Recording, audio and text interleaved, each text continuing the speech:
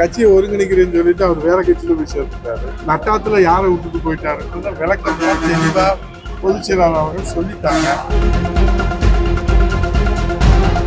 இங்க இருந்து கொடநாட்டுல இருந்து வந்து இவருக்கு இவருடைய பதவியை எப்படி எடுத்துட்டு எப்படி அவரை நீக்கிட்டு திரும்ப அம்மா உயிரோடு இருக்கிற வரைக்கும் எந்த பதவியை கொடுக்கலன்ற வரலாறு சின்ன குழந்தைக்கு கூட தெரியும்.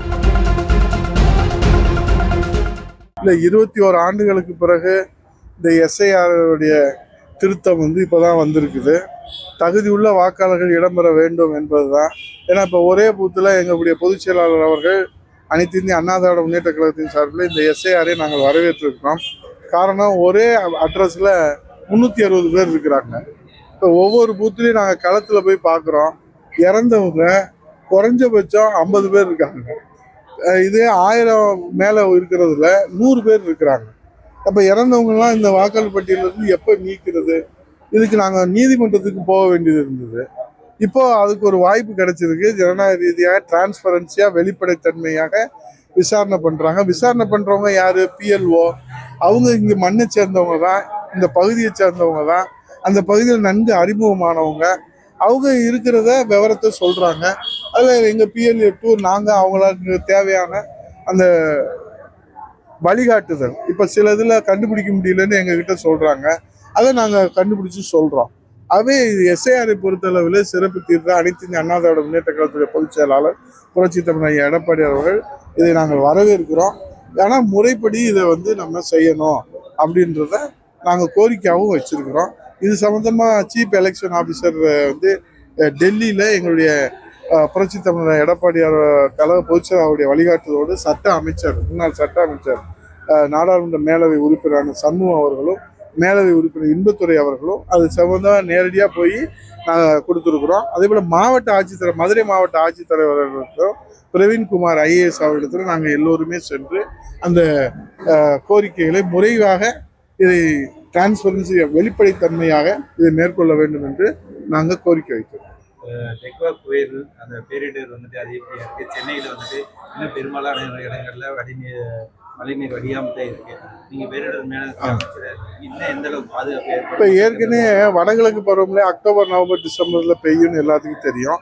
இந்த காற்றழுத்த தாழ்வு பகுதி காற்றழுத்த தாழ்வு மண்டலமாக இந்த டிட்வா புயல் உருவானது. இலங்கையில தும்சம் பண்ணிருச்சு. இங்கே பார்த்தீங்கன்னா டெல்டா மாவட்டத்தில் ஏறத்தாழ 2 லட்சம், முதல்ல 1 லட்சம் ஏக்கர்னு சொன்னாங்க, அதுக்கப்புறம் 1.5 லட்சம்னு சொன்னாங்க. இப்போ 2 லட்சம் ஏக்கர் நீரில் மூழ்கி போய் அங்கே மக்கள் விவசாயிகள் கண்ணீரில் இருக்கிறாங்க. அதே போல் உயிரிழப்புகளும் ஏற்பட்டிருக்கிறது.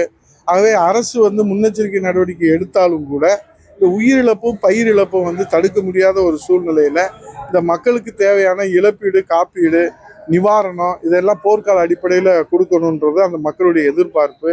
தொடர்ந்து இந்த புயலை எதிர்கொள்வதில் இந்த அரசு முறையாக முன்னெச்சரிக்கை நடவடிக்கைகளை எடுத்தார்களா என்ற கேள்வி வருகிற போது, இந்த சேதாரங்களை எல்லாம் பார்க்கிற போதும், இழப்பீடுகளை பார்க்கிற போதும் இன்னும் கவனமாக இந்த அரசு செயல்பட்டிருக்கலாமோ, இந்த மக்களை பாதுகாக்க தவறிவிட்டதோ என்கிற கவலை தான் விவசாயிகளிடத்தில் ஏற்பட்டிருக்கிறது, மக்களிடத்திலும் ஏற்பட்டிருக்கிறது. ஆகவே புயல் காலங்களிலே அரசு விழிப்புணர்வோடு மக்களுக்கு தேவையான அந்த முன்னெச்சரிக்கை செய்திகளை கொடுக்கணும். முதல்ல கொண்டு போய் அந்த செய்திகளை சேர்க்கணும். அதுவே நிறைய பேர்த்துக்கு தெரியலை. அதே போல் பார்த்தீங்கன்னா அந்த மழைக்காலங்களால பேருந்து விபத்து, தென்காசியில் 7 பேர் இறந்து போனாங்க.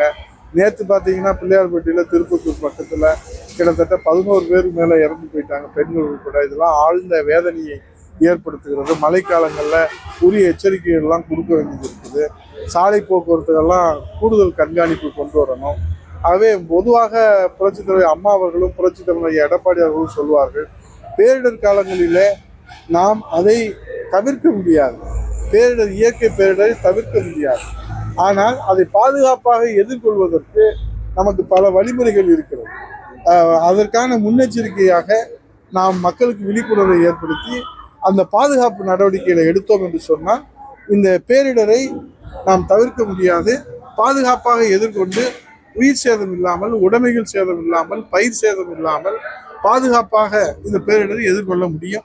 அது இந்த அரசு ஒவ்வொரு முறையும் தோல்வியடைந்து கொண்டுதான் இருக்கிறது. இந்த முறையும் 2 லட்சத்திற்கும் மேற்பட்ட இந்த டெல்டா மாவட்டங்களிலே பயிர் சேதம் அடைந்திருக்கு. அவங்களுக்கு உரிய நிவாரணங்களை வழங்க வேண்டும் என்று எங்கள் எதிர்க்கட்சி தலைவர் புரட்சித் தலைவர் எடப்பாடியார் தொடர்ந்து கோரிக்கை வைத்து வருகிறார். அரசு ஒன்றும் செவி சாய்ப்பதில்லை.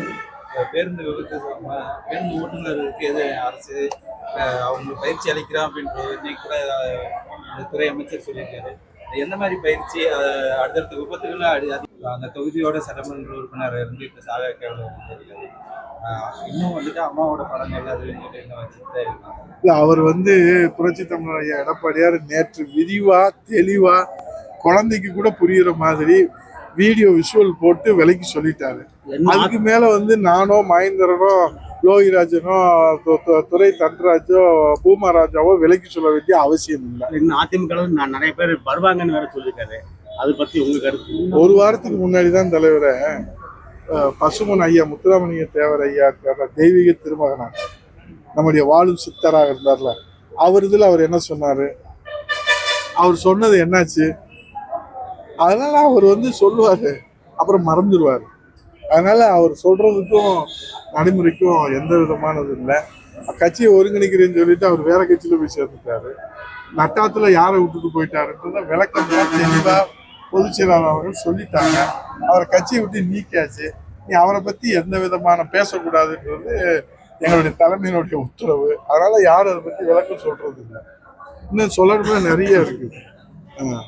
அம்மா என்ன நடவடிக்கை எடுத்தாங்க, ஏன் நடவடிக்கை எடுத்தாங்க, எங்க இருந்து நடவடிக்கை எடுத்தாங்க, இங்க இருந்து கொடநாட்டுல இருந்து இவருக்கு இவருடைய பதவியை எப்படி எடுத்துட்டு எப்படி அவரை நீக்கிட்டு திரும்ப அம்மா உயிரோடு இருக்கிற வரைக்கும் எதுனா பதவியே கொடுக்கலன்ற வரலாறு சின்ன குழந்தைக்கு கூட தெரியும். இதை போய் நான் உதயகுமார் சொல்ல வேண்டிய அவசியம் இல்லை.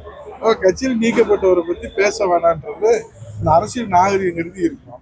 அவர் இப்படியே பேசிக்கிட்டே போனாருன்னா அப்புறம் அதுக்கு தமிழ்நாட்டு மக்கள் நல்ல பதில் சொல்லுவாங்க. எங்க பொதுச் செயலாளர் ரொம்ப நாகரிகமா சொல்லிட்டாரு, எங்க இருந்தாலும் வாழ்கன்னு சொல்லிட்டாரு. அதோட அவரு நல்லபடியா இருக்காரு. நன்றி, வணக்கம். செய்திகளை உடனுக்குடன் தெரிந்து கொள்ள கீழ்கண்ட கேபிள் மற்றும் டிடிஹெச் நெட்வொர்க்குகளில் எம்நாடு செய்தி தொலைக்காட்சியை காணுங்கள். பாதகம் செய்பவரை கண்டால் நாம் பயம் கொள்ளலாகாது பாப்பா. மோதி மிதித்து விடு பாப்பா, அவர் முகத்தில் உமிழ்ந்து விடு பாப்பா.